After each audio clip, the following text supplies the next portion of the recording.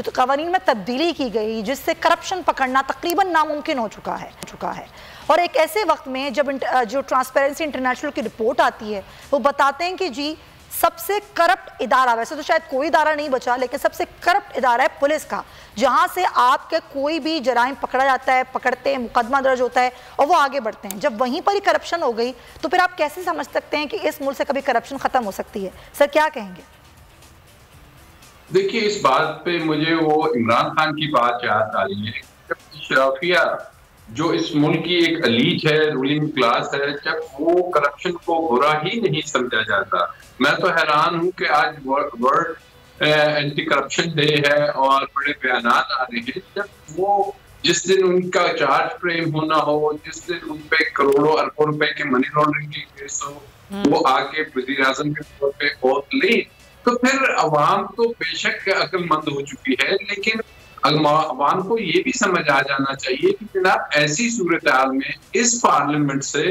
क्या कोई ऐसी कानून साजी की तवक्का रखी जा सकती है कि जिसमें कोई करप्शन के नासूर को निकालने के बारे में बात हो। पार्लियामेंट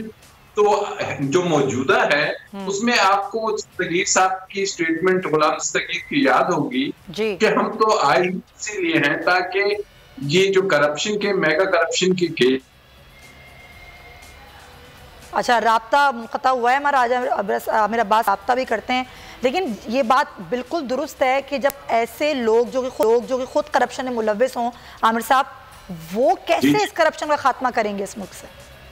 देखिए, अब यही तो बात है कि जो इस मुल्क में अब नैरेटिव जो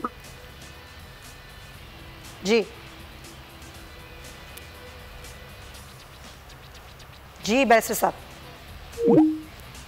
ठीक है, तो अभी राब्ता मुनक़ता हुआ है, लेकिन बात जो है ना नाजरीन, वो बड़ी अफसोसनाक है कि दुनिया भर की जो रिपोर्ट्स हैं जो आ रही हैं कि पाकिस्तान में करप्शन है, और इसमें कोई दो राय नहीं है। आप कोई भी काम करवाने जाएं, किसी भी सरकारी इदारे में जाएं, आपको पता है बगैर रिश्वत के नहीं हो सकता। जिस तरह मैंने अपने इंट्रो में कहा कि से नो टू करप्शन का बोर्ड तो लगा होता है, लेकिन करप्शन भी खुल के हो रही होती है। सबको पता है कि पैसे देंगे तो जल्दी काम हो जाएगा, पैसे देंगे तो आप छूट जाएंगे, पैसे देंगे तो मुकदमात खत्म हो जाएंगे, क्योंकि जब आपके हुक्मरान इस तरह से करप्शन कर रहे हों, जब वो खुद नैब कवानीन में तरमीम इसलिए कर रहे हों कि उनके ऊपर जो खत्म करवा दिए जाएं। जी आमिर साहब, आपको आवाज़ आ रही है मेरी? सर जी आ रही है, प्लीज कंटिन्यू कीजिए। हेलो जी कंटिन्यू कीजिए सर अपनी बात को। अब देखिए, अब बात ये है कि जी ये law supreme court of Pakistan में है। अब अनफॉर्चुनेटली हमारे मुल्क में अब एक ऐसा सिस्टम आ गया है कि हर चीज, वो पार्लियामेंट का काम हो, वो थाने का काम हो, वो कोई मेडिकल रिपोर्ट जारी करने का काम हो, अल्टीमेटली वो जारी है सुप्रीम कोर्ट ऑफ पाकिस्तान में, चाहे वो रिकॉर्डिंग का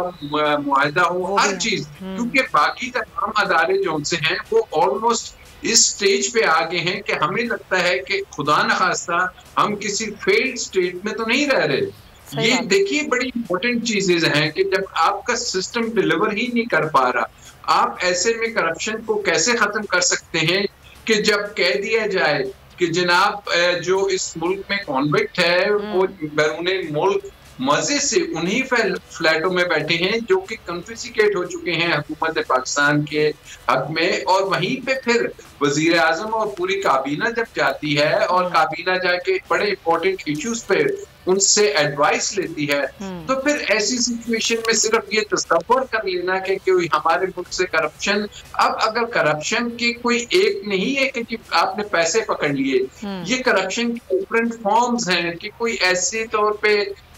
आपके स्टेट बैंक का फैसला आ गया, एफबीआर का फैसला आ गया, इलेक्शन कमीशन का फैसला आ गया, सुप्रीम कोर्ट का और अदालत का फैसला आ गया। तो ये वो फैसले हैं जो अल्टीमेटली प्रमोट कर रहे हैं इस सिस्टम को, और ये सिस्टम जो है मौजूदा, ये सिस्टम ही करप्शन के जिसको हम पिवटल पॉइंट होता है उसके इर्द गिर्द रोटेट हो रहा है। तो अनलेस एंड अनटिल अब अवाम के पास एक ही रास्ता है कि वो कोई ऐसी लीडरशिप को सामने लेके आए, और उसके लिए जो रास्ता है वो है इलेक्शंस का, और इलेक्शन होने नहीं दिए जा रहे कि जी इलेक्शंस होंगे तो फिर एक ऐसे नैरेटिव वाली पार्टी आएगी कि जो एनआरओ देने की कायल नहीं है। और मसला वही है कि हमारी जो अशराफिया है वो कभी एनआरओ नहीं, जैसे ये मैं जरा इसकी टर्मिनोलॉजी भी आपसे जानना चाह रही थी, आप ज़ाहिर बेहतर बता सकते हैं कि नैब कवानीन में तरमीम को क्या NRO 2 कहा जा सकता है? मेरे ख्याल में तो ये NRO 2 को भी शर्मिंदा कर रहे हैं, क्योंकि इसमें आने वाले जो करप्शन के रास्ते हैं वो भी खोल दिए गए। NRO 1 तो ये था ना कि जो केसेस हैं उन्हें खत्म कर दिया जाएगा, लेकिन NRO 2 के जरिए ये हो गया है कि एक तरीके से लीगलाइज कर दिया गया है, एक तरीके से ये बार लगा दी गई है कि आइंदा व्हाइट कॉलर क्राइम को पकड़ने का जो रास्ता था या जो कानून था उसको ही ऑलमोस्ट खत्म कर उसी को बंद कर दिया गया है। ये बड़ी अफसोसनाक बात है कि आप ये कह रहे हैं कि नैब कवानीन में तरमीम, ये तो NRO 2 को भी शर्मा देने वाली बात है। बहुत शुक्रिया आपका राजा आमिर अब्बास। अगर आपको ये वीडियो पसंद आई है तो सब्सक्राइब करें और बेल आइकन पर क्लिक करें। तारीख में पहली बार इमरान खान, आसिफ अली जरदारी, शहबाज शरीफ,